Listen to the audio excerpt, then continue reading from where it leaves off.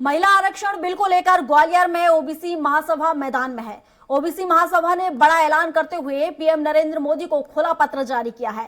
उन्होंने कहा कि विधायक देखा जाए तो जो विधेयक है उसमें संशोधन कर ओबीसी महिलाओं को 33 की जगह 50% आरक्षण दिया जाए।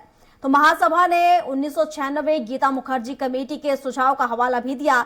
साथ ही कहा कि अगर सरकार ऐसा नहीं करेगी तो आगामी 5 राज्यों के विधानसभा और लोकसभा चुनाव में बीजेपी का बहिष्कार करेंगे। देखिए एक रिपोर्ट।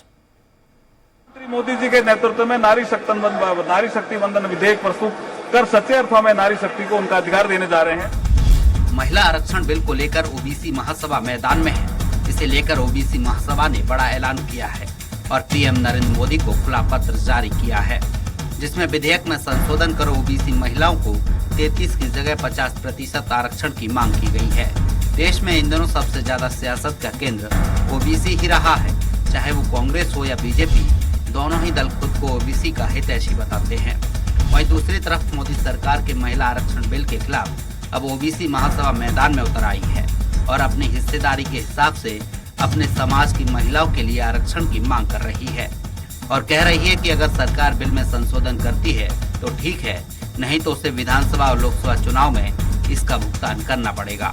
महासभा ने 1996 गीता मुखर्जी कमेटी के सुझाव का हवाला दिया है और कहा कि अगर सरकार ऐसा नहीं करेगी तो आगामी चुनाव में 5 राज्यों के विधानसभा और लोकसभा चुनाव में बीजेपी का बहिष्कार होगा।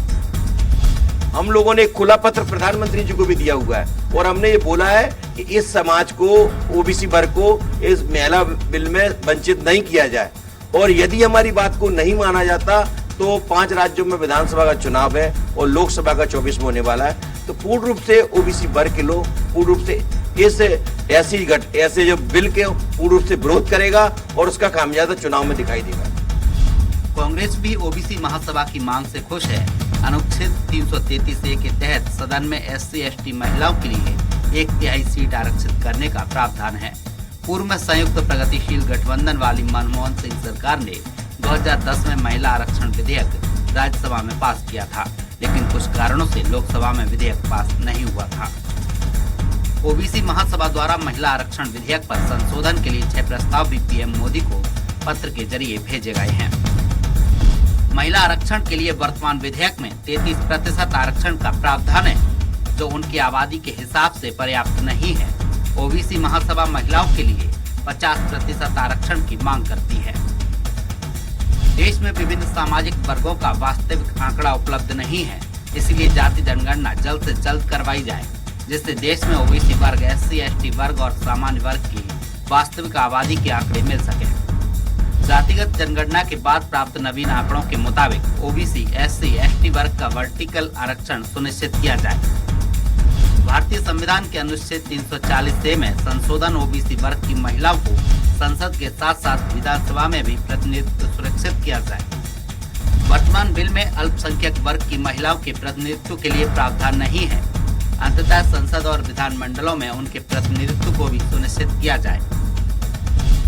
इस देश में जो आरक्षण व्यवस्था संसद राज्यसभा में कांग्रेस पार्टी ने लागू की, अभी जो लागू हुई है उससे पहले कांग्रेस चाहती थी। उस समय बहुत सारे लोगों ने विरोध किया, लेकिन कांग्रेस ने राज्यसभा में बहुमत होने के बाद राज्यसभा में पास करा लिया था। विधानसभा में नहीं हो पाया, लोकसभा में नहीं हो पाया, राज्यसभा में हो गया था। लेकिन अभी हुआ है तो अब बता रहे हैं 2029 से मिलेगा इसका लाभ लोगों को, जो मिलेगा तो वो क्या है, तो जो आज अगर लागू हुआ है तो आज से ही लाभ मिलना चाहिए। बहरहाल ओबीसी महासभा का साफ कहना है कि महिला आरक्षण के लिए वर्तमान विधेयक के मसौदे में ओबीसी वर्ग की महिलाओं के लिए आरक्षण का कोई प्रावधान नहीं है। ऐसे में महासभा अपना विरोध दर्ज करा रही है। अगर विधेयक का वर्तमान स्वरूप पास होता है तो देश की 54% महिलाओं के हक और हिस्सेदारी का हनन होगा, जो देश कभी स्वीकार नहीं कर पाएगा। ऐसे में अपने हक की लड़ाई के लिए महासभा सड़कों पर उतर सकता है और दिल्ली का घेराव करने की योजना बना रहा है। ग्वालियर से विनोद शर्मा की रिपोर्ट।